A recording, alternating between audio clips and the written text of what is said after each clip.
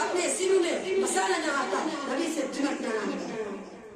دوستو حضرت مولانا قاسم نانوتوی رحمۃ اللہ علیہ کی ہستی سے کون نواقف ہے؟ انہیں کون نہیں جانتا جو علماء دیوبند کے سب سے بڑے لیڈر، سب سے بڑے قائد اور سب سے بڑے رہنما ہے۔ جب بیت اللہ حج کرنے جاتے ہیں تو اس نبی سے سرسار مولانا قاسم نانوتوی رحمۃ اللہ علیہ مدینہ سے ساتھ ملتے ہی اپنا جوتا اتار لیتے ہیں۔ کسی نے کہا حضرت یہ پتھریلی زمین ہے، پیروں میں پتھر لگیں گے، یہ پیروں میں تکلیف ہوگی۔ فرمایا کہ پتھروں کی کوئی بات نہیں، سکم کی کوئی بات نہیں، میں جوتا اس لیے اتارتا ہوں کہ شاید آج سے 1400 سال پہلے اس سرزمین پر رسول اللہ صلی اللہ علیہ وسلم کے نبوت والے قدم آئے ہو۔ نہیں نانوتوی کا گستاخ جوتا رسول اللہ صلی اللہ علیہ وسلم کے قدموں پر نہ آ جائے۔ اللہ اکبر، کیا عشق رسول تھا۔ اور ایک موقع پر مولانا نانوتوی رحمۃ اللہ علیہ کو انگریز گرفتار کرنے کے آئے اور 3 دنوں کو سے باہر نکل گئے۔ کسی نے کہا حضرت آپ 3 دن کے بعد باہر نکل آئے، ابھی تو آپ کو وارنٹ باقی ہے، انگریز آپ کو واسی دے دے گا۔ حضرت نانوتوی رحمۃ اللہ علیہ نے عجیب بات بیان فرمائی، فرمایا کہ میں 3 دن کی گرفتاری کی کوئی سے نہیں چھپا تھا، مجھے جان کا کوئی خطرہ نہیں، مجھے جان کی کوئی پرواہ نہیں، اس کا کوئی غم نہیں کہ انگریز پکڑے یا پھانسی دے دیں، میں اب ہرگز روکوش نہیں ہو سکتا۔ اور فرمایا کہ خدا کی قسم 3 دن بھی میرا روکوش نہ ہوتا، اگر غار میں میرا پیغمبر 3 دن نہ ہوتا، کہیں پیغمبر کی یہ سنت نہ چھوٹ جائے۔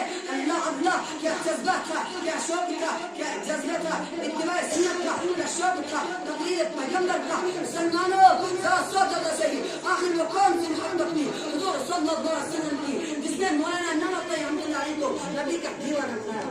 قاسم نانوتوی رحمۃ اللہ علیہ حضور صلی اللہ علیہ وسلم کی شان میں مدینہ منورہ میں عجیب بشار کہتا ہے، حضور صلی اللہ علیہ وسلم کے روزے کے باہر کھڑے ہیں۔ کسی نے کہا اندر نہیں جاتے، فرمایا ابھی اندر جانے کی اجازت نہیں ہے۔ جب اندر گئے تو مسکراتے ہوئے باہر آئے۔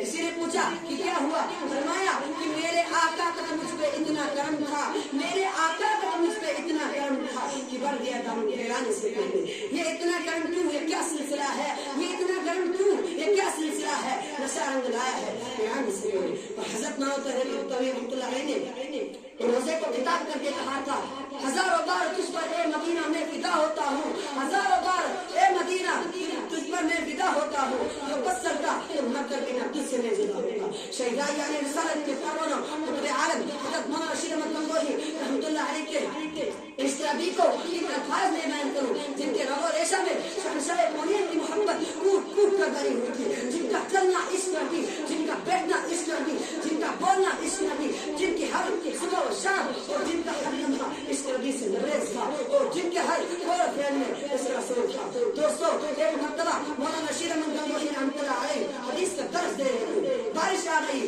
طلبہ حدیث پڑھ رہے ہیں اور حضرت حدیث پڑھا رہے ہیں۔ بارش آ گئی، بارش کی وجہ سے تمام طلبہ اپنی اپنی کتابیں لے کر اندر چلے گئے اور مولانا رشید احمد گنگوہی رحمۃ اللہ علیہ نے اپنی پگڑی بچھائی اور اس میں طلبہ کی جوتیاں ڈالنے لگے۔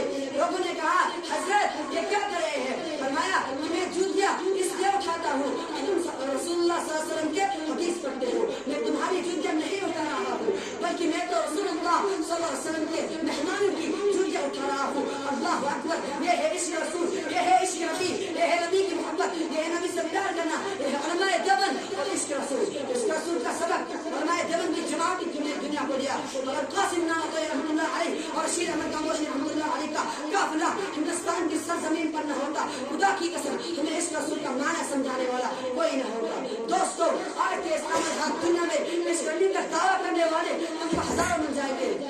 اللہ کہنے سننے سے زیادہ